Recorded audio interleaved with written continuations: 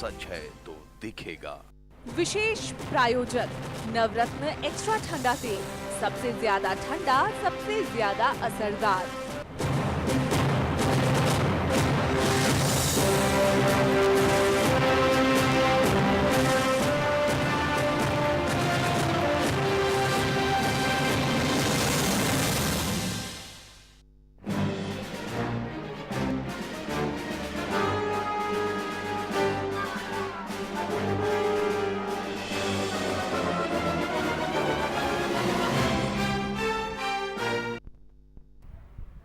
नमस्कार, विशेष में आप सभी का स्वागत है। मैं हूं आपके साथ आत्री विश्वास। विशेष में आज हेमंत सरकार के कार्यकाल की बात होगी।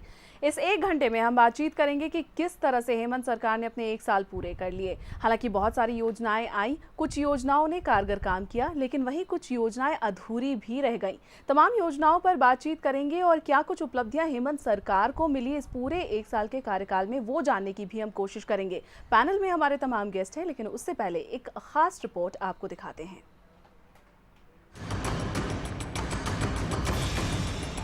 इस प्लेट पर ओहदे के साथ लिखे नाम को आज 1 साल हो गए और यही हेमंत सोरेन सरकार की सबसे बड़ी उपलब्धि रही कि सरकार 1 साल चल गई, क्योंकि ट्रक, टेम्पो, बोलेरो और स्कूटर के चक्कों पर सरकारी गाड़ी दौड़ा लेना हर किसी के लिए आसान काम नहीं। हेमंत सोरेन ईश्वर की शपथ लेता हूं कि मैं विधि द्वारा स्थापित भारत के संविधान के प्रति श्रद्धा और निष्ठा रखूंगा। शपथ ग्रहण से लेकर विधानसभा में अपने पहले अभिभाषण तक में मुख्यमंत्री हेमंत सोरेन बेबाकी से बताते रहे कि वो सत्ता की राजनीति करते हैं, लेकिन हेमंत को जो सत्ता मिली वो सिर्फ कांटों से भरे रहे।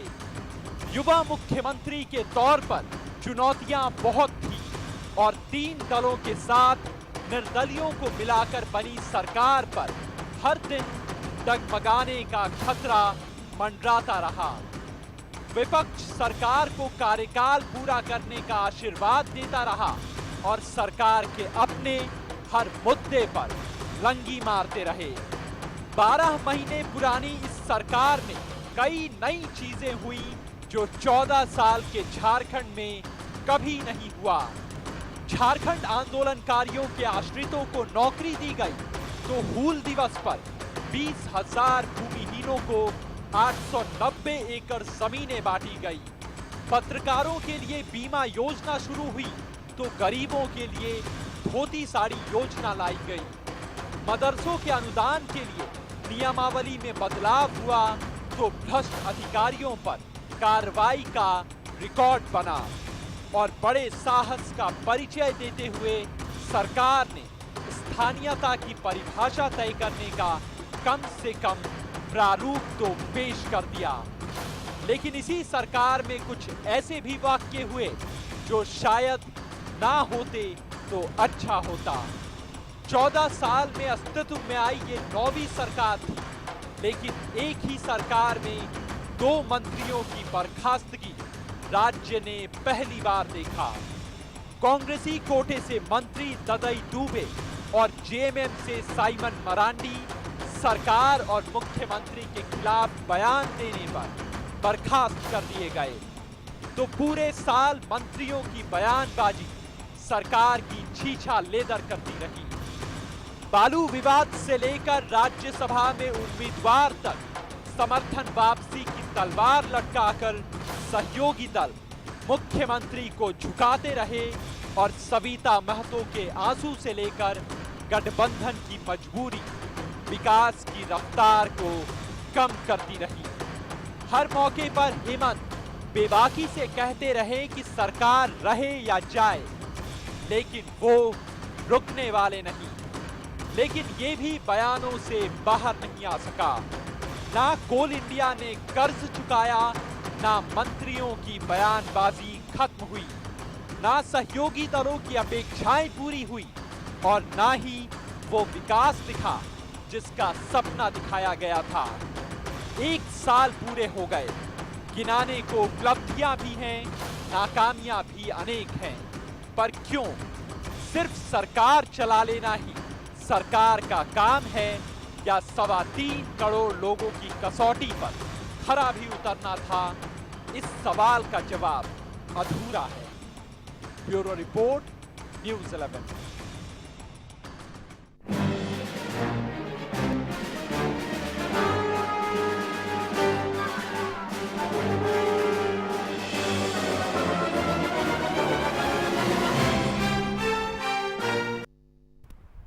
तो सरकार का रिपोर्ट कार्ड जानने के लिए हमारा खास पैनल आज मौजूद है। तमाम बड़े नेता हमारे साथ मौजूद हैं। सुप्रियो भट्टाचार्य जी हैं, जेएमएम महासचिव हैं, साथ ही हमारे साथ हैं प्रवीण सिंह जी, जेवीएम के महासचिव हैं, और रविंद्र सिंह जी हैं हमारे साथ, कांग्रेस के प्रदेश प्रवक्ता हैं। आप तीनों का बहुत बहुत स्वागत है न्यूज़ 11 के विशेष में। हालांकि हमने बीजेपी को भी यहाँ पर बुलाया था, लेकिन किसी कारणवश वो नहीं आ पाए। तो तमाम लोगों से बात करूंगी। सबसे पहले तो सुप्रियो जी आपसे कि क्या लगता है, कौन सी सबसे बड़ी उपलब्धि आप मानते हैं हेमंत सरकार में? सबसे बड़ी उपलब्धि है पारदर्शिता और स्पष्टवादिता। हम लोगों ने केवल सरकार चलाने के लिए सरकार का गठन नहीं किया था, सरकार काम करे उसके लिए सरकार का गठन किया था, और उसके लिए जो न्यूनतम जो चीजें हम लोगों ने तय की थी कि वो है हम लोगों का नैतिक जो ताकत है। हम लोग कभी भी किसी भी प्रकार का जो राजनीतिक, जिसको कहा जाता है कि सौदेबाजी या राजनीतिक धमकी, उसके आगे झुकने का काम नहीं किया। और हम लोगों ने स्पष्ट रूप से कहा कि सरकार को चलाना है, जिस कमिटमेंट के साथ सरकार बनी है उन कमिटमेंटों को पूरा करना है, ना कि केवल किसी निजी स्वार्थ को आगे बढ़ाना है। तो यही हम लोगों की सबसे बड़ी जो मूल भावना रही, जिस पे हम लोग कारगर हुए, और 1 साल का कार्यकाल हम लोग पूरा कर रहे हैं। आगामी जो 6 महीने तक का समय बाकी है वो भी बहुत सफलतापूर्वक हम लोग पूरा कर रहे हैं। रविंद्र जी, अगर सरकार परेशान हुई थोड़ी बहुत भी तो आपकी वजह से, क्या मानते हैं ऐसा? नहीं, परेशान होना सब एक गठबंधन की चीज़ है। जहाँ कमी बेसी होती है तो उचित प्लेटफॉर्म पर बात को रखना चाहिए, इससे कहीं कोई परेशानी नहीं है। लेकिन इतना जरूर कहेंगे हम कि अपेक्षाकृत जितना विकास होना चाहिए उतना नहीं हुआ। लेकिन पूर्ववर्ती सरकारों की तुलना करें वर्तमान सरकार से तो निश्चित रूप से आप देखेंगे कि कई सेक्टर में काम तो हुए हैं जो आज तक झारखंड में नहीं हुए थे। और जैसा सुप्रियो जी ने कहा कि हम लोगों ने नीति स्पष्ट करके, मन को मतभेद भुला के, सारे चीज़ों को भुला के ये गठबंधन बनाई कि हम लोग को सरकार चलाना है और जनहित में कुछ कार्य करना है। तो ये पहली बार हुई जो एक गठबंधन बनी है, ये निस्वार्थ रूप से बनी। इसमें कहीं किसी का स्वार्थ नहीं था कि हमें ये है। और आप देखें जो नतीजा आया हो पिछला बार, उसे हम लोग ना जाएं, लेकिन लोकसभा चुनाव में भी पूर्ण रूप से एकदम यूपीए गठबंधन के तहत हम लोग चुनाव लड़े। और आज भी पूरी सरकार गंभीरता के साथ काम कर रही है, जिसका नतीजा आपको अभी दिखने को मिल रहा है। लेकिन रविंद्र जी, बार बार कांग्रेस की तरफ से ये बातें सामने आई कि अपेक्षित विकास नहीं हो पाया। ये बात तब सामने आई जब लोकसभा चुनाव के रिजल्ट्स निकले। क्या आपने ये सोच रखा था कि 9 में से 9 सीट, 10 में से 10 सीट आप जीत जाएंगे, आपके पाले आ जाएगी, तभी अपेक्षित जीत होगी, अपेक्षित विकास होगा? नहीं, ये दोनों चीज़ अलग है। देखिए, विकास और चुनाव अलग होते हैं।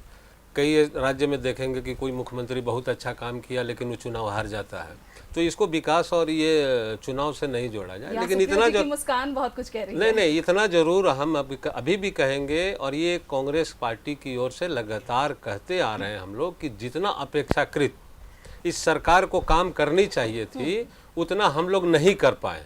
लेकिन फिर भी पिछले पूर्ववर्ती सरकारों से कहीं ज्यादा ये सरकार काम की है, इसको नजरअंदाज नहीं किया जा सकता। प्रवीण जी, इस पूरे सरकार को आपने सर्कस का नाम दिया था कि सर्कस है ये सरकार, अब क्या कह रहे हैं?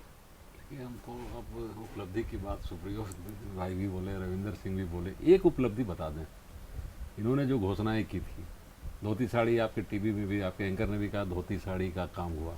किस पंचायत में बटाया धोती साड़ी? 1 रुपये। उस पंचायत का नाम तो कम से कम पता होना चाहिए कि भाई हम इस जिले के इस पंचायत में हमने धोती साड़ी बांटा। हम चावल सस्ते दर पे देने के लिए बात किए थे एकदम, किस पंचायत में हमने चावल सस्ता बांटा?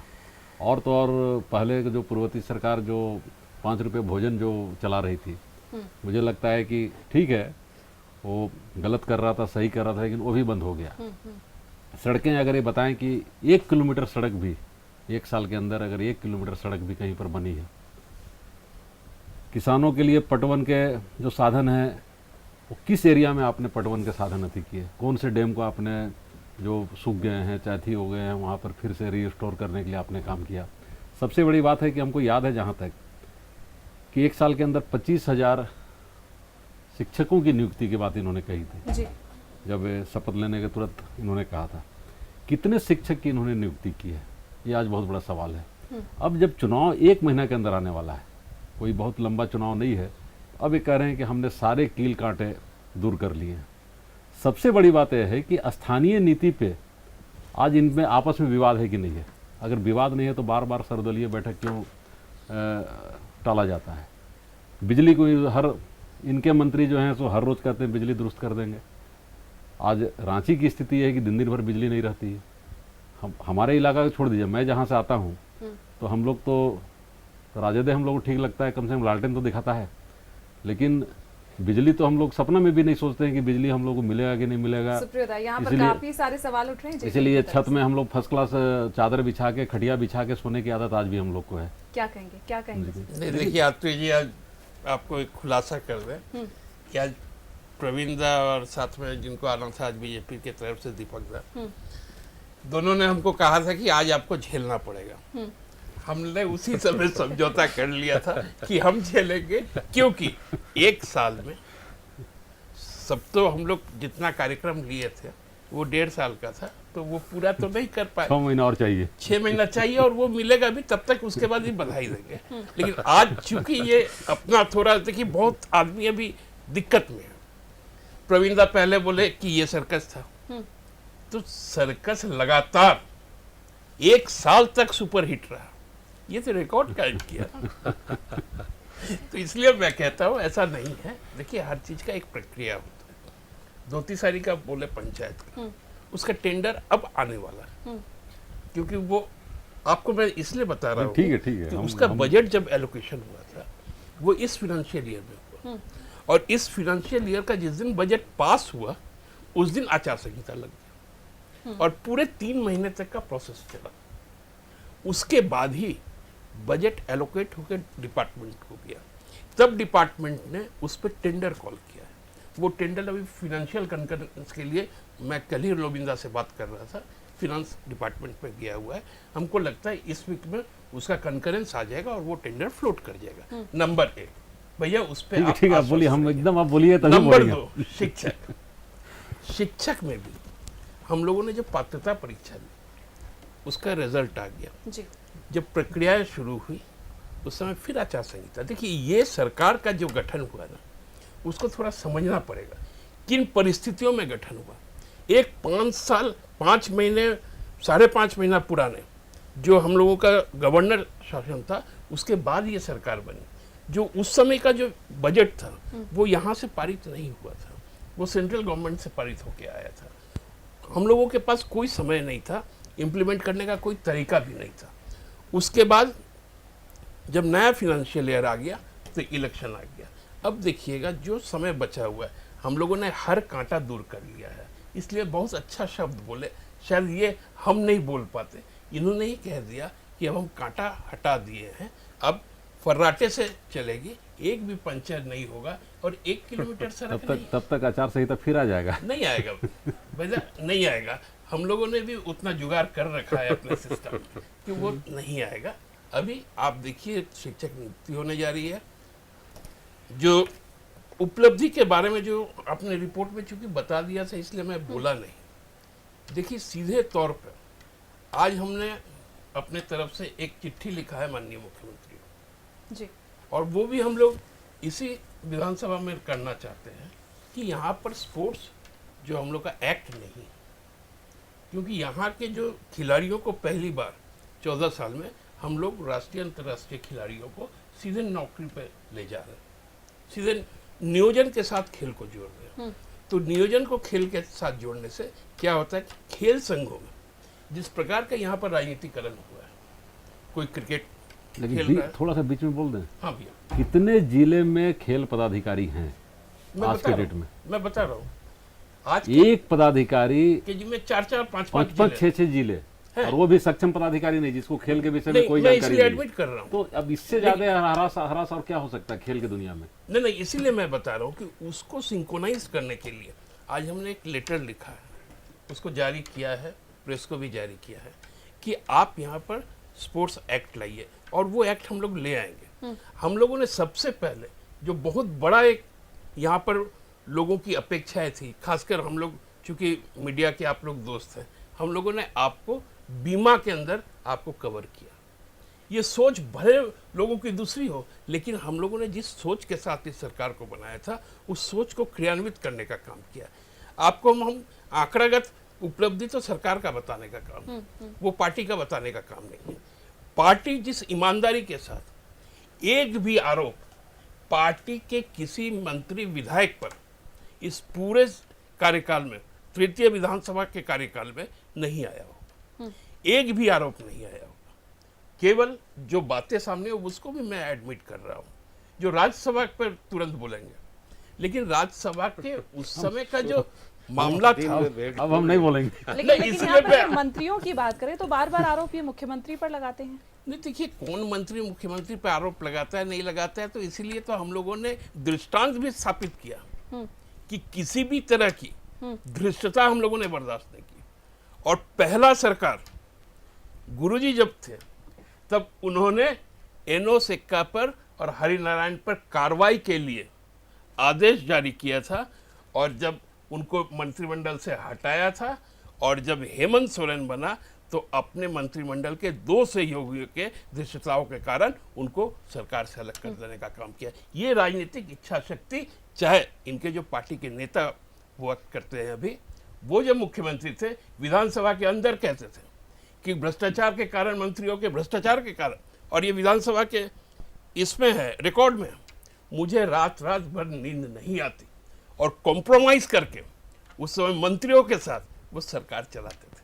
तो मैं इसीलिए इस बात को कहता हूं। आरोप मत लगाइए, हमने तो रिजाइन कर दिया, कहाँ कंप्रोमाइज किया? नहीं ना, बाद में किए, और बाद में क्या जब आपको किया? कोई मानने ही नहीं लगा, जब कंप्रोमाइज करते तब तो मान ही जाता, उसी जब दल की आपका सरकार रही 20 ना। मंत्री आपके खिलाफ हो गया था, तब जाके आप तो खैर आप नहीं, कह 20 रहे हैं मंत्री, उस समय बड़ा मंत्रिमंडल था। चलिए यहाँ पर रविंद्र जी से मेरा सवाल होगा कि कांग्रेस के नजरिए से सरकार की उपलब्धि क्या मानते हैं आप?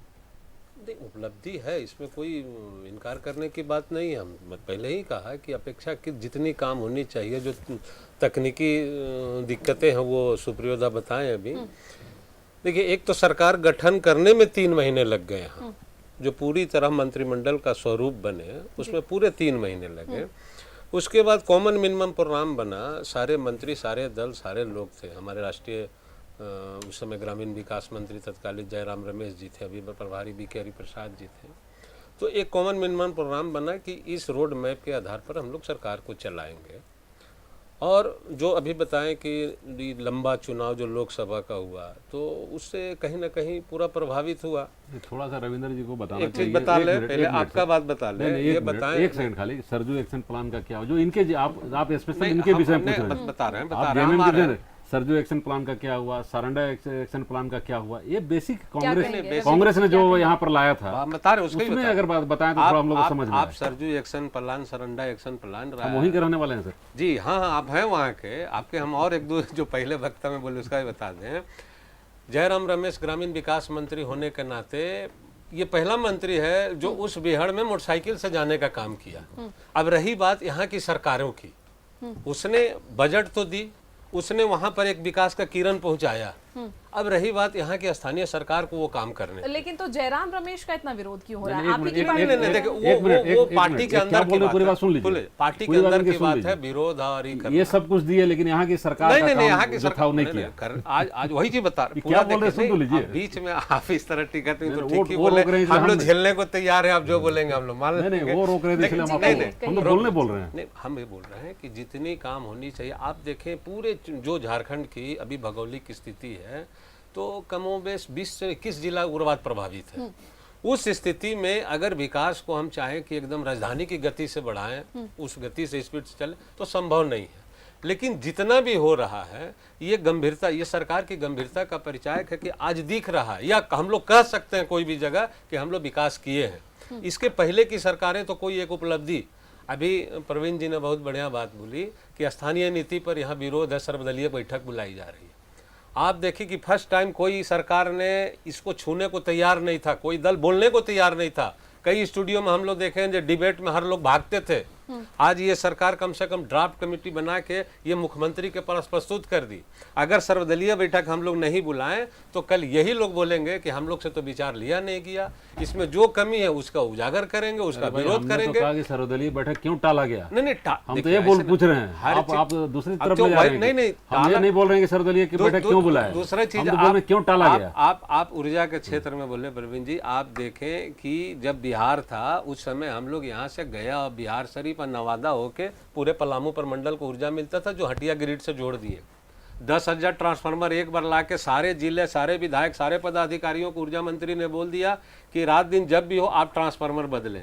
ऐसे सिस्टम यहाँ लगा दिए गए कि आपके लोहरदगा में ट्रांसफार्मर जलेगा तो यहाँ पर उसका नंबरिंग होगा, ऑटोमेटिक आएगा। तो ये सब विकास नहीं है। 109 डॉक्टरों को बहाली कर दिए, पुराने 2004 से डॉक्टर जो अनुपस्थित थे उनको बर्खास्त कर दिए।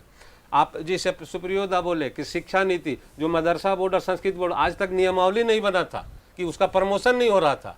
तो ये सब सारे पाप तो इसी सरकार को मिले, यही मंत्रिमंडल को मिला कि नियमावली बनाते हुए 1 साल में हमको सब चीज कर देना है। तो उस पर आप कोई आदमी उंगली उठाता है तो निश्चित रूप से वो तो विपक्ष का काम है, कोई भी आरोप लगा ले। लेकिन अगर कोई आदमी कहे तो ये मानने को तैयार नहीं कि ये सरकार काम नहीं की है। हाँ, लेकिन हम फिर कहेंगे जितना अपेक्षाकृत हम लोग को जो कॉमन मिनिमम प्रोग्राम बना था उस स्पीड से काम होनी चाहिए थे, उसमें कहीं ना कहीं शिथिलता आई है। अब वो हम लोग बैठ कर विचार करेंगे किस कारण आई है, लेकिन सरकार काम तो की है। इसमें अगर मार्क्स देने का हो तो 10 में हम लोग 6-7 दे सकते हैं। प्रवीण जी, यहाँ पर एक कहावत याद आ रही है कि काम हो या ना हो लेकिन काम का एहसास जरूर होना चाहिए। क्या लगता है कि सरकार यही कुछ करना चाह रही है? क्या बोल रहे हैं, अभी शिक्षा नीति की बात कर रहे हैं, कितने मदरसों को इन्होंने मान्यता दिया, उस ग्रेड का दिया। राइट टू एजुकेशन एक आज नहीं बहुत दिन से इस यहाँ पर चला रहा है। इतना बड़ा धोखा है, किसी भी सरकार ने कभी भी सोचने का प्रयास नहीं किया, और ना ही कैसे निकम्मे यहाँ पर आज तक जो जनप्रतिनिधि बने कि राइट टू एजुकेशन का मतलब क्या है। वहाँ पर एक गरीब बच्चे को पढ़ाने की जब बात आती है, अखबार भी इसको बहुत जोड़ शोर से उछालता है, लेकिन गरीब बच्चे के लिए जो प्रावधान किया गया है कि स्टेट गवर्नमेंट कुछ पैसा देगा, सेंट्रल गवर्नमेंट कुछ पैसा देगा। सेंट्रल गवर्नमेंट का पैसा सर्व शिक्षा के माध्यम से आता है, वापस लौट जाता है, इसलिए कि स्टेट गवर्नमेंट ने आज तक कोई प्रावधान ही नहीं किया अपने बजट में कि उसको जो पैसा देना है मैन्युटली कभी इन्होंने देखने का प्रयास नहीं किया। सिर्फ मीडिया में बैठ के बोल देना। इनके मंत्रियों को ठीक से पता नहीं है कि राइट टू एजुकेशन का सिस्टम कहाँ से खड़ा होगा, कैसे खड़ा होगा। तो फिर इसमें बहस कहाँ से किया जाए। लेकिन मदरसों नहीं, हम बता रहे हैं मदरसा को कितना इन्होंने अपग्रेड किया, सिर्फ घोषणाएं कर दी। जिस ट्रांसफार्मर की बात करते हैं, आप चलिए मेरे साथ, यहाँ तो ट्रांसफार्मर का उद्घाटन होता है। इतना अजूबा चीज है, लगता है कि ताजमहल का निर्माण कर लिए, और सभी नेता करते हैं। मतलब ऐसा नहीं कि कोई एक नेता करता है। मैं अखबारों में प्रतिदिन ऐसा 10 दिखा दूंगा आपको कि ट्रांसफार्मर लगा, गांव वाले इकट्ठे हुए, उसको अगरबत्ती दिखाया गया, नारियल फोड़ा गया, और एक नेता माला पहन के उसका उद्घाटन करता है। कितना अजूबा चीज है ट्रांसफार्मर, जो कि नियमित चीज में होना चाहिए। तो आप इसी से अंदाजा लगा सकते हैं कि भाई क्या उपलब्धि है। मैंने सिर्फ बहुत आग्रह पूर्वक कहा है कि एक बार सारंडा के विषय में बताएं कि उन्होंने वहां पर क्या एक्शन प्लान में क्या किया इन्होंने। रविंद्र जी, सवाल दूसरा सरजू एक्शन प्लान में इन्होंने क्या किया, जो कंप्लीट सेंट्रल का पैसा है। अगर एक कहते हैं कि यहाँ की गवर्नमेंट ने नहीं की, तो चलिए फिर माना जाए कि 1 साल के अंदर कोई उपलब्धि नहीं आई गवर्नमेंट की इनके एक मिनट इनके मुखबिंदु से। दूसरा चीज तो सबसे बड़ी कह रहे हैं कि पूर्ववर्ती सरकार, तो भाई सुप्रियो जी जवाब दें कि पहले भी आप सरकार में थे। अगर रविंदर सिंह बोल रहे हैं तो सही बोल रहे हैं, गलत बोल रहे हैं, क्योंकि आपको तो बहुत पुराना जवाब देना पड़ेगा, समझे कि नहीं। ये भले 1 साल की बात करें, लेकिन सुप्रियोदा को पीछे का भी जवाब देना पड़ेगा, तो पीछे का। लेकिन ईमानदारी की बात यही है कि जो पहले की पूर्ववर्ती सरकार ने जो सिस्टम बनाया है, उसके अलावे कुछ भी, जिस ये स्थानीय नीति की बात करते हैं ड्राफ्ट, हमको बता दें जो बिहार का एडॉप्शन है उससे इस ड्राफ्ट में भिन्न क्या है। मैं इस ड्राफ्ट को पढ़ा हूँ, और मैं पुराने अथी को भी जानता हूँ कि जो बिहार को जो एडॉप्ट किया था, बिहार का जो नियमावली को एडॉप्ट किया था जो झारखंड सरकार, उसमें स्थानीय नीति का क्या अथी था, और अभी के ड्राफ्ट को भी मैंने पढ़ा है। बल्कि उसमें तो एक बहुत लिबरल चीज था। मध्य प्रदेश नहीं, मध्य प्रदेश नहीं, ये तो आई बात है। हमने सुना है कि मध्य तो प्रदेश मध्य प्रदेश असल में क्या उसका नकल कर रहे थे, ये बैठ के अपना मेहनत नहीं कर रहे थे, ये इसलिए मध्य प्रदेश का नाम आ गया, समझे कि नहीं। वो चूंकि वो नकल कर रहे थे, नकल में मध्य प्रदेश लिखा गया, और कोई बात नहीं है।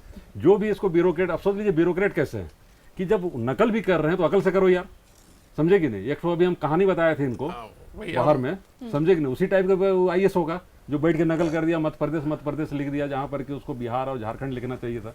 खैर, लेकिन हम उस समय जो बिहार से एडॉप्शन था उसमें यह था कि जो खतियान वाले 5 व्यक्ति अगर किसी पुराने रहने वाला कोई व्यक्ति के विषय में आइडेंटिफाई करते हैं कि इसका परिवार 3 पुरुष से रह रहा है तो वह व्यक्ति स्थानीय माना जाएगा। ये प्रावधान पहले से है। अब वो पावर ये लोग दिए हैं मुखिया को, ठीक है, चुनाव हुआ उस समय चुनाव नहीं हुआ था इसलिए वो उस तरह का पावर था, इसको आप चेंज कर सकते हैं। लेकिन इसके अलावा भिन्न क्या है जरा सा हमें बता दें। जिस झारखंडी की बात ये करते हैं आईवास में, तो क्या है झारखंडियों को जो सुप्रदा क्या वाकई में मुंह से जो झारखंड नहीं दे रहे हैं तो सही है, मिलना चाहिए उन्हीं को जो हक है, सही बात है। अगर झारखंड को अगर सही में अगर देखा जाए, रविंदर सिंह बहस की बात कर रहे हैं, मैं तो किसी मन से बहस करने के लिए तैयार हूँ कि आज इसको ट्राइबल नॉन ट्राइबल बनाया जाता है, जबकि ट्राइबल नॉन ट्राइबल का मामला ही नहीं है। मामला तो यह है कि जो यहाँ बरसों से रह रहे हैं उनको आज तक कुछ नहीं मिला, नौकरी में कहीं हिस्सेदारी नहीं मिला। अभी किस ग्रेड का नौकरी? 4th grade, 3rd grade. एक मास्टर अगर मुंडारी भाषा नहीं जानता है, एक मास्टर अगर नागपुरी नहीं जानता है, जो बच्चों को पढ़ाने के लिए गांव में जाता है, तो बच्चों को पढ़ाएगा कैसे उसे आत्मीयता लेगा? इस बेसिक बात को जब तक सरकार में रहने वाले नहीं समझेंगे, इसको राजनीतिक नजरिया से देखेंगे, तब तक कभी समस्या का समाधान नहीं हो सकता। इसलिए दिमाग खोल के एक बार इसमें पूछिए। हम प्रवीणदा को एकदम सहमत हैं। और जो सर्वदलीय बात का, देखिए इनका 2 बात पे मैं अभी बताऊंगा। पहला, अभी चूंकि करंट है इसलिए उसको बता दें कि सर्वदलीय बैठक जो टला है, जो ड्राफ्ट आया था, मैंने अपने पार्टी के मुख्यमंत्री को हमने कुछ सजेशन दे रखा था। उसमें एक भाषा जो स्थानीय भाषा जो बहुत महत्वपूर्ण चीज़ है, क्योंकि 3य और 4th ग्रेड में, और ये संविधान का जो 105 आर्टिकल है उसमें यह स्पष्ट है कि वहाँ के स्थानीय भाषाओं पे नोटिस सर्व करना है। ये आर्टिकल 9 में भी है, नोटिस सर्व करना है, वहाँ के लोगों को जानकारियाँ देनी। तो वो एक भाषा होना चाहिए। और दूसरा है कि हम लोग 3rd और 4th ग्रेड को डिस्ट्रिक्ट कैडर के तौर पे हम लोग करना चाहते हैं, ताकि जो मूल स्पिरिट है स्थानीयता नीति का यहाँ के लोगों के, उनको सीधा रोजगार मिले। उसको ब्लॉक का स्तर कर दिए तो और बेटर हो जाएगा। नहीं, जिला स्तर पर भी ठीक है, नियोजन जिला स्तर पर हो तो स्वाभाविक है कि आ जाएगा। यदि उसको कैडर हम लोग डिस्ट्रिक्ट कैडर कर देते हैं, अभी जैसे वो लोग कुछ बहुत चालाकी करता है ब्यूरोक्रेट्स, कुछ प्रमंडलीय कैडर बना देता है 3rd ग्रेड को उठा के। तो इस तरह का वो चालाकी बंद करने के लिए, इसलिए प्रवीणदा वो एक सकारात्मक रोक है, नंबर 1। नंबर 2, जो बहुत महत्वपूर्ण क्वेश्चन उठाया, ये राइट टू एजुकेशन और food security act. Food security act implement हो जाना था हम लोगों के यहाँ पर जून तक ही। हम लोबिंदा के पास गए, हमने पूछा कि आप फूड सिक्योरिटी एक्ट के बारे में, आपने 1 साल पुराना जो एक्ट है जिसको इम्प्लीमेंट हो जाना चाहिए था, उसका एलोकेशन आ जाना चाहिए था खाद्य मंत्रालय से, आपने क्या किया? आपके अधिकारियों ने क्या किया? तब उनके अधिकारियों को बुलाया गया, उन्होंने कहा कि हम लोग अभी उसका जो मार्किंग जो है, जो उसका जो उसको देना है, किनको देना है, वो आइडेंटिफिकेशन का काम हम लोग कर रहे हैं। 67% यहाँ के लोग फूड सिक्योरिटी एक्ट के अंदर कवर में, और ये एक बहुत बेसिक एक्ट है। इसमें मिड डे मील है, इसमें मदर डेवलपमेंट की बात है, चाइल्ड डेवलपमेंट का मामला है। तो यहाँ के अधिकारियों से तो हम लोग, जो लोग सरकार में रहते हैं, वो लोग जितना परेशान हैं, उससे ज़्यादा परेशान तो आम जनता होगी, क्योंकि बोलने के बावजूद यहाँ पर नीतियाँ जो तय नीति है, कैबिनेट द्वारा पास नीति, इनके साथ इनको भी झेलना पड़ा था जब सरकार में रहे थे। वो चीज़ हम लोग भी झेल रहे हैं, लेकिन हम लोग चूंकि ज़्यादा सजग हैं, ज़्यादा सक्रिय और उस पर लगाम लगाने को तैयार है कि काम शुरू हुआ है। और फूड सिक्योरिटी एक्ट के लिए भी खाद्य विभाग के जो प्रधान सचिव हैं, उनको बोला गया है कि आप 15 दिन के अंदर में आपका सर्वे का काम पूरा करवाइए। और फिर देखिए, यहाँ पर नमक का टेंडर हो गया, अब टेंडर मिलने लगेगा प्रवीण भैया। बालू नहीं मिल अब रहा अच्छे है, दिन बालू अब मोदी से प्रभावित आप लोग हैं, हम समझ गए। अब अच्छे दिन आप लोग के भी आ गए हैं, सपना मोदी जैसे दिखाए उसे। इसलिए हम कह रहे हैं कि आप हम लोगों को 1 साल का बधाई दिल से तो देते ही हैं व्यक्तिगत तौर नहीं, पर। सरकार चलाने का बधाई जरूर देंगे। अच्छा, यहाँ 1 पर साल सुप्रियोदा, सरकार- यहाँ पर राशन कार्ड का मुद्दा बहुत ज्यादा हाँ। गरमाया था, लेकिन वो भी ठंडे बस्ते में गया। ठंडे बस्ते में नहीं, अब वो एकदम मतलब डिलीवरी प्रोसेस। हर चीज होने वाला है, हाँ, हर चीज होने वाला है, हुआ कुछ नहीं है, नहीं क्या करेंगे बस भैया, हर चीज होने वाला है। क्या करेंगे भैया। हर चीज होने वाला है, लेकिन क्या क्या होने वाला है उस पर आगे भी बातचीत करेंगे। लेकिन यहाँ पर विशेष में एक छोटा सा ब्रेक ले लेते हैं, फौरन लौटेंगे।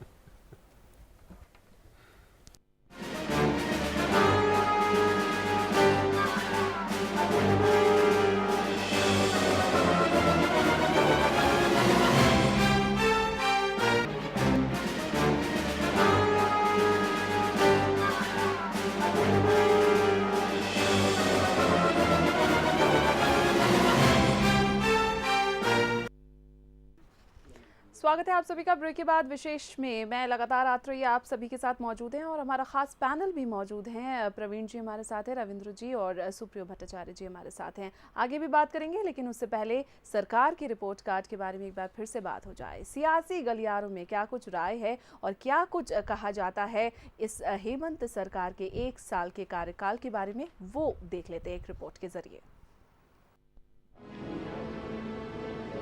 मैं नहीं कहूंगा कि ये उपलब्धि आखिरी उपलब्धि है, ये तो शुरुआत है। चेहरे पर मुस्कान, जुबान पर उपलब्धियों की बखान और व्यवहार में विश्वास लिए हेमंत सोरेन सरकार ने 1 साल पूरे कर लिए। उपलब्धियों नाकामियों से भरे उतार चढ़ाव वाले इस 1 साल के रिपोर्ट कार्ड पर हर किसी के पास कहने को बहुत कुछ है, तो सत्ताधारियों के चेहरे ही हर खुशी को बिना कहे ही बयां कर रहे हैं। जितने हिंड्रेंस थे वो साफ हो गई है। आपने कहा था कि गति धीमी है, क्या वो तेज हुई है? क्या गति अभी गति तेज कर दी गई है। मैं समझता हूँ कि पहले धीमी थी, अभी तेज की गई है। मैं समझता हूं कि समय का सदुपयोग करने का पूरा प्रयास रहा।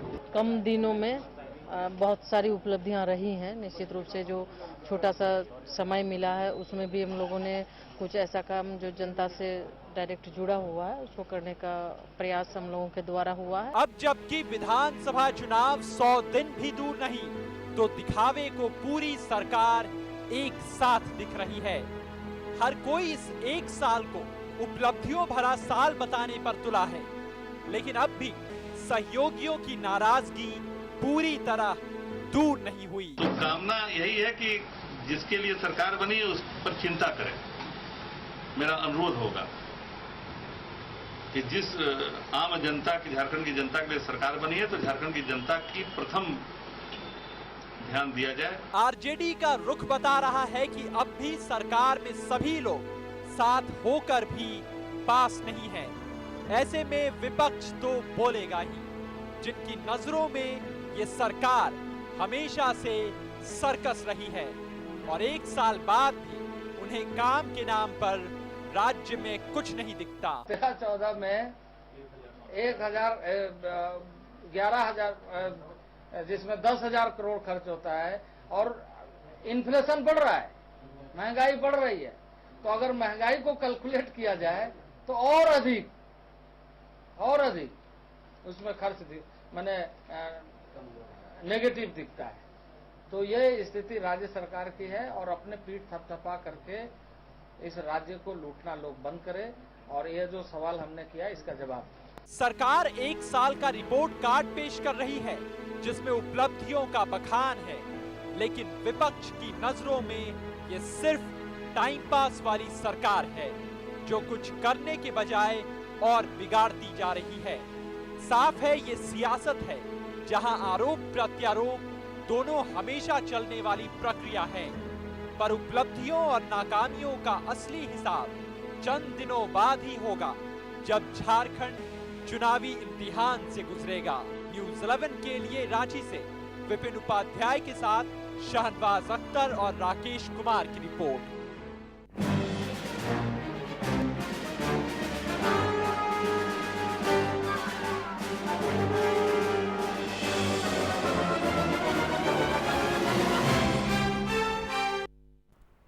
तो एक बहुत बड़ा बयान कि मेरा अनुरोध है कि जो सरकार जनता के लिए आई है वो जनता के लिए काम करे, और ये अनुरोध सुप्रियोदा किसी और ने नहीं बल्कि आपके साथी पार्टी के ही एक प्रमुख नेता ने कही है। क्या कहेंगे? जनता के लिए आई है तो जनता के प्रति जवाबदेह है और जनता के प्रति दायित्वबद्ध है काम करने के लिए। इसमें कोई नयापन तो नहीं है। और हम लोगों से पहले ही कहा है कि हम लोगों ने ये तय करके आया है कि हम किसी भी तरह के व्यक्तिगत हित के लिए कोई काम नहीं करेंगे। जो जनता की अपेक्षाएं हैं, जनता के अनुरूप जो काम है, उनके कल्याण अनुरूप उन्हीं कामों को करेंगे। उसके अलावा एक भी ट्रैक से हटकर काम नहीं। लेकिन इन्हें लग रहा है कि आप ट्रैक से हटकर ही काम कर रहे हैं, अपेक्षाओं की पूर्ति नहीं हो रही है। नहीं, किनको लग रहा है? आरजेडी के बड़े नेता नहीं, उन्होंने तो शुभकामनाएं दी हैं और उन्होंने बहुत स्पष्ट शब्दों में, देखिए, एक जो बुजुर्ग व्यक्ति होता है वो पार्टी के अध्यक्ष है, प्रदेश अध्यक्ष है, उनका जो कहना है, उनका तो ये मार्गदर्शन है, क्योंकि कैबिनेट में उनके भी सदस्य हैं जी, तो ये उनका एक मार्गदर्शन अपने सदस्यों के लिए। यानी आप इसे पॉजिटिवली लेकर एकदम पॉजिटिव एस्पेक्ट में इसको लेकर चलना चाहिए। प्रवीण जी, बालू विवाद बेहद ज्यादा गर्माया, इस पर क्या कहेंगे? ये मेरा कहना है कि देखिए, सरकार की उपलब्धि अगर गिनानी है तो जी देखिए इन्होंने क्या क्या बंद किया। दाल भात योजना के विषय में मैंने पहले बताया, कन्यादान योजना बंद कर दिया गया, कहीं उसकी चर्चा अब नहीं होती है। सरकार को बताना चाहिए वो योजना सही था कि नहीं था। अगर सही नहीं था तो इसका मतलब पूर्व सरकार ने गड़बड़ी की थी, हमने इसलिए बंद किया। लाडली योजना बंद कर दिया गया। बालू आज एक बहुत बड़ा सवाल है। स्थानीय लोगों की बालू जो ट्रैक्टर से ढवाती है उसको माइनिंग डिपार्टमेंट पकड़ के अंदर कर देते हैं ट्रैक्टर को, लेकिन वहीं से बड़े बड़े ट्रकों में बालू जो चलते हैं, बड़े बड़े शहरों के लिए जाते हैं, उसी नदियों से निकलती है जहाँ DCSP के पैसे बंधे रहते हैं। और कहीं बंधा हुआ है या नहीं बंधा हुआ है, लेकिन मैं जिस जिला लोहरदा का रहने वाला हूँ वहाँ तो DCSP के पैसे बंधे हुए हैं, प्रति गाड़ी इतना पैसा। और जब उनसे सवाल खड़ा किया जाता है तो कहते हैं कि मैं 50 लाख रुपया दे के आया हूँ, इस तरह के वक्तव्य आते हैं। रजिस्ट्री ऑफिस आप चले जाइए, आप जिस कमिटमेंट की बात अगर ये करते हैं, आप रजिस्ट्री ऑफिस चले जाइए, रजिस्ट्रार घूम के निकलते हैं, अपने हिसाब से ज़मीन का रेट अथी करते हैं कि इतना नहीं दोगे पैसा तो हम ये रेट इसको घोषणा कर देंगे। एक चीज़ सुप्रियोदा ने बहुत साफगोई के साथ स्वीकार किया कि घोड़ा बितका हुआ है, घुड़सवारी अच्छी नहीं हो रही, इन्होंने खुद कहा और ये बात सही है। आज के परिस्थिति पे सरकार की 1 साल की उपलब्धि यही है, घोड़ा इतना बितका हुआ है, जो ब्यूरोक्रेट है, घुड़सवार अच्छे नहीं है, और जब तक घुड़सवार अच्छे नहीं होंगे तब तक सरकार बहुत स्मूथली नहीं चल सकती है। इसलिए मैं तमाम इन लोगों से कहना चाहूँगा कि भाई घुड़सवार ये अच्छी तरह से करें कि घोड़ा जो बितका हुआ है तो ऐसा नहीं कि जनता को लात मारना शुरू कर दे। जनता को घोड़ा से जो सामान ढो के जनता तक पहुँचाना है उसको बढ़िया से पहुँचा दें, सरकार को अच्छा माना जाएगा। वरना तो सरकार तो से ज़्यादा अच्छा व्यक्ति जो घुड़सवारी करता है उसको कहा जाता है। घोड़ा तो कोई भी हो, जब हम घुड़सवारी करते हैं तो अच्छा हॉर्स राइडर वही होता है जो बढ़िया से घोड़े को संभाल के दौड़ा ले, सब कर ले। तो ये सब ब्यूरोक्रेट और पॉलिटिकल दृढ़ इच्छा शक्ति में आती है कि हम कितना दृढ़ मजबूत हैं कि किसी भी ब्यूरोक्रेट को अपने अनुसार चला सके। एक विजन की भी बात होती है कि कोई ब्यूरोक्रेट ठीक है पढ़ा लिखा वो सिर्फ कागज़ का होता है, व्यवहारिक ज्ञान तो जितना पॉलिटिकल आदमी को होता है उतना उनको भी नहीं होता है, क्योंकि एक पॉलिटिकल आदमी ज़मीन से आता है, वो सारी चीज़ों और सारी समस्याओं को देख कर आता है। लेकिन विजन और जो दृढ़ इच्छा शक्ति है वो आना ही चाहिए। और सरकार गंभीर है, इसमें कहीं कोई ये नहीं है, सरकार गंभीर है। और पूरे 14 साल का कुशासन 1 वर्ष में चाहे हम लोग पूरा साफ कर दें, ये तो कोई नहीं कर सकता है। ये तो वो ये तो सपने बेचने वाले दल ही बता सकते हैं कि पूरे देश में गुजरात कहीं नहीं था, लेकिन चुनाव जीत के ले गए पूरे एनडीए लोकसभा में कि Gujarat model, Gujarat number 1, Gujarat model, Gujarat number 1। सरकार ये प्रचार तंत्र है और काम करने वाला केंद्र सरकार ये कह रही है कि झारखंड सबसे खराब परफॉर्म कर रहा है नक्सलवाद पर काबू पाने में। ऐसा हम तो पहले ही बोले कि जब झारखंड बनना 4 जिला था, यहाँ आज 21-22 जिले हो गए, तो कहीं ना कहीं इनकी बढ़ोतरी हुई है और ये विकास इससे बाधित होता है। उस स्थिति में हमको वहाँ अभी जैसे सरयू और उसका जिक्र कर रहे थे बार बार, वो सरयू और सरंडा में कोई जाने को तैयार नहीं था। अगर वहाँ अगर जाके झंडा फहरा रहा अगर केंद्रीय मंत्री और उस गांव के लोग से मिल के उसको स्लेट पेंसिल और साइकिल दे रहा है तो ये उसको शाबाशी देने की बात है। अब रही बात जो साइकिल गया उसको आप कैसे चलवाते हैं वहाँ के लोगों से, ये तो स्थानीय सरकार की जिम्मेवारी बनती है। और ये निश्चित रूप से मेरा भी कहना है स्थानीय तो सरकार मैं देखिए लेकिन ये नहीं मैं मेरी बात सुन लीजिए। एक चीज बता आप आरोप लगा दिए ना, लेकिन वो सरजू में मैं और बाबूलाल मरांडी हर महीने जाते थे। नहीं आप रिकॉर्ड उठा के देख लीजिए। आप कहते हैं कि और जितना रमेश जी को, जयराम रमेश जी को जितना सिक्योरिटी प्रोवाइड था, ऐसा है परवीन जी, उतना विदाउट सिक्योरिटी हम लोग जाते थे। आज आप लाख बोले, प्रथम मुख्यमंत्री बाबूलाल जी ही थे। और जो एक बार कहीं कोई भी भवन या कहीं पर जो स्ट्रक्चर बनती है ना, उसका दरवाजा, उसकी खिड़की और जो व्यवस्था बन जाती है ना, उसी के लोग बताइए ना, एक माइनस काम बताइएगा तुम। नहीं माइनस का बताइए तो। नहीं उपलब्धि आप आज स्थानीयता की बात कर रहे हैं ना, उस समय का दिया हुआ है, उस समय लागू कर देना चाहिए था ना। अरे तो हम लोग लागू कर दिए हैं। दूसरी चीज अभी जो बोल रहे हैं रविंदर जी, आपको जानकारी गलत बयानी मत कीजिए। आप बयानी नहीं कर रहे हैं। हाईकोर्ट सुन लीजिए, हाईकोर्ट के आदेश पर रुका है। पहली बार आपको जानकारी होनी चाहिए। आपको जानकारी नहीं है, फिर आपको जानकारी नहीं है इसका मतलब। सुप्रियो आपको जानकारी नहीं है, आप गलत बयानी कर रहे हैं। मंत्रियों के करप्शन से नींद नहीं आ रही थी, उसके बाद भी समझौता करके चल रहे थे। एक दिन समझौता नहीं किए, कैसे नहीं समझौता? एक दिन नहीं किए, उसी दिन रिजाइन किए हम लोग। आपको याद होगा बतौर यूथ कांग्रेस के नाते विरोध प्रदर्शन 50 लाख मंत्री ने ऑफर किया, उसी दिन रिजाइन किया हम लोग। आपको एक उदाहरण दे रहे हैं। कोदाई बाग आपको याद होगा, गिरिडीह जिला में है, बाबूलाल मरांडी जी का गृह घर। वहां पे इरिगेशन का चेक डैम बना और जिस दिन उद्घाटन के उसके तीसरे दिन बह गया। तो उसमें कार्रवाई हुआ कि नहीं? लीजिए। अरे वो टेक्निकल हैंड बनाया, गलत बनाया, कार्रवाई हुआ। ये सब था उस समय थी। अब उस समय की बातें अब आज कार्रवाई हुआ कि नहीं हुआ? हम लोग पीछे के बहस में न जाए, ये हम जरूर जान रहे हैं। पीछे के बहस में जा रहे हैं। आप गलत बयानी कर रहे हैं कि हमने इंप्लीमेंट नहीं किया स्थानीय नीति। हमने तो इंप्लीमेंट किया। और सुनिए, हमारी स्थानीय नीति नहीं जान लीजिए, आप लाख आरोप लगाइए, पहली बात जानकारी है। और जितनी कम समय मिली है। अरे सुनिए, पहले जानकारी सुनिए, जानकारी के लिए बता दें। और आने वाले ये बिहार सरकार की स्थानीय नीति थी। ये बिहार सरकार की स्थानीय नीति थी। ये लोग इतना गलत बयानी करते हैं जो बिहार सरकार के, और हम लोगों ने इम्प्लीमेंट किया था। स्थानीय नीति की बात हो रही है। सुप्रियोदा, आपने न्यूज़ 11 के स्टूडियो में बैठकर ये कहा था, ये बात कही थी आपने कि स्थानीय नीति यही सरकार लागू करेगी। तो क्या आप ये कह रहे हैं कि अगले 3 महीने में लागू हो जाएगी? निश्चित तौर पे हो जाएगी। हम तो आपको कह रहे हैं ना, 3 महीने बाद बुला लीजिएगा एक बार, हम लोग को जरूर बुला लीजिएगा।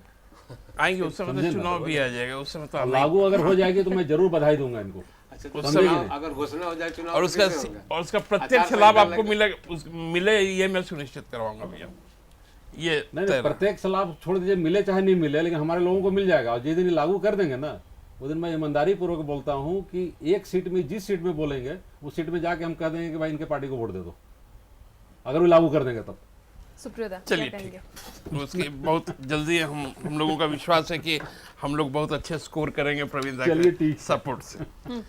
नहीं, स्थानीय नीति हम लोगों ने कहा भी था कि ये हम लोगों के अस्मिता के साथ जुड़ा हुआ प्रश्न, और चूंकि हमारी पार्टी यहाँ के लोगों की अस्मिता की लड़ाई लड़ी है, और इसलिए हम लोग इस नीति को लागू करने के लिए प्रतिबद्ध हैं, और इसको हम लोग करेंगे। जितनी भी बाधाएं हैं, अड़चन हैं, वो दूर कर ली जाएंगी, क्योंकि उसमें अब एक हमको लगता है कि सर्वदलीय बैठक होगा, और उसमें जो प्रस्ताव आएंगे उसमें बहुत सारे संशोधन भी आ सकते हैं, क्योंकि उसमें कम्युनिस्ट पार्टी के भी लोग आएंगे, जेवीएम के भी लोग आएंगे, आजसू के भी आएंगे, छोटे छोटे ग्रुप्स भी आएंगे, सामाजिक संगठनों को भी हम लोगों ने बोला है कि उनको भी आप बुलाओ।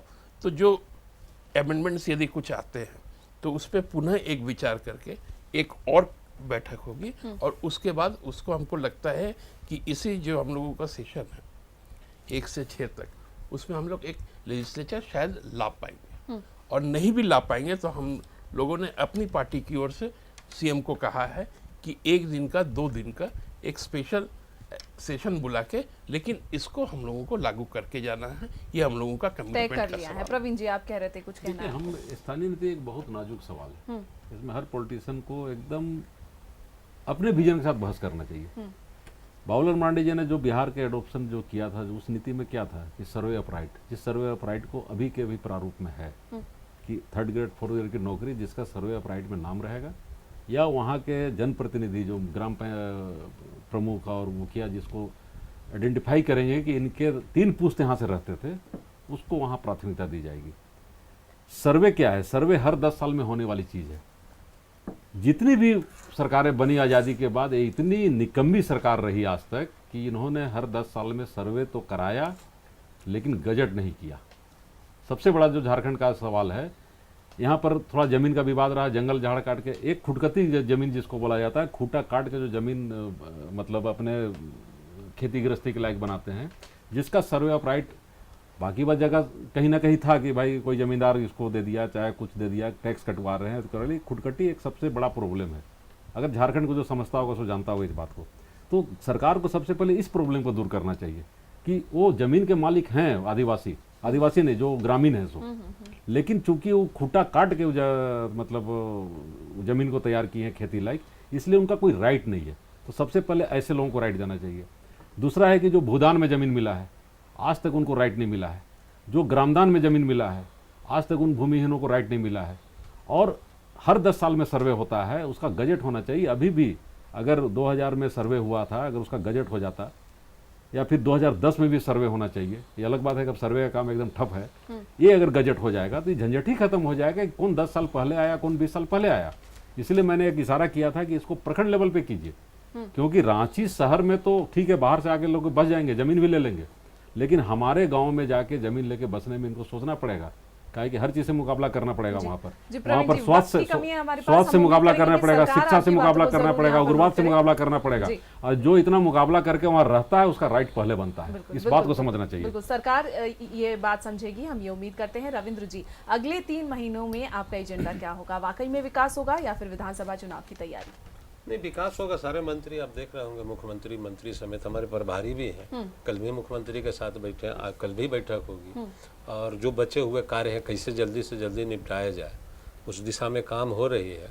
और एक चीज़ प्रवीण जी से आग्रह करेंगे कि जब सर्वदलीय बैठक हो तो ये निश्चित रूप से अपने आए, बाबूलाल जी को लाए, ताकि जो भी त्रुटि रहे उसको हम लोग खत्म करके इस मुद्दा को खत्म करें, क्योंकि ये बहुत बड़ी मुद्दा थी और ये भी सरकार की उपलब्धि में ही जाएगी और ये जल्दी ही निपटाया जाएगा। प्रवीण जी, आप क्या उम्मीद कर रहे हैं? क्या 3 महीने में चमत्कार मना लेना?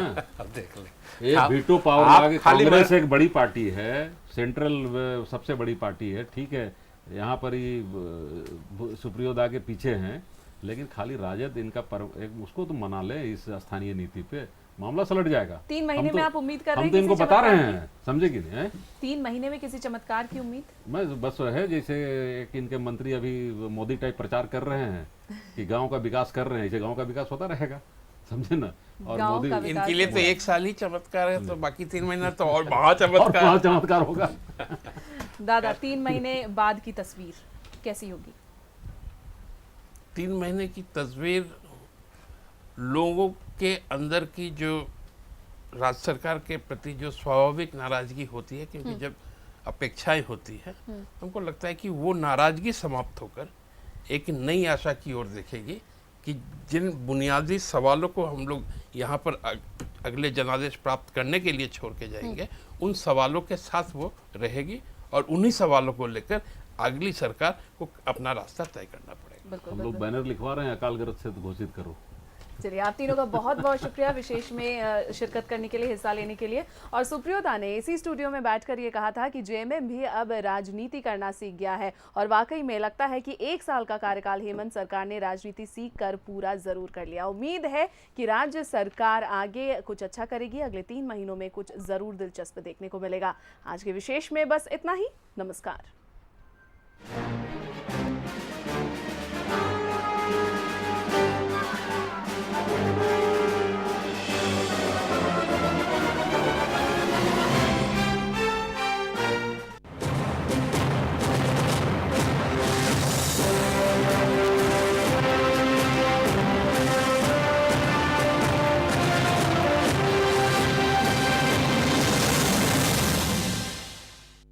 विशेष प्रायोजक नवरत्न एक्स्ट्रा ठंडा तेल, सबसे ज्यादा ठंडा, सबसे ज्यादा असरदार।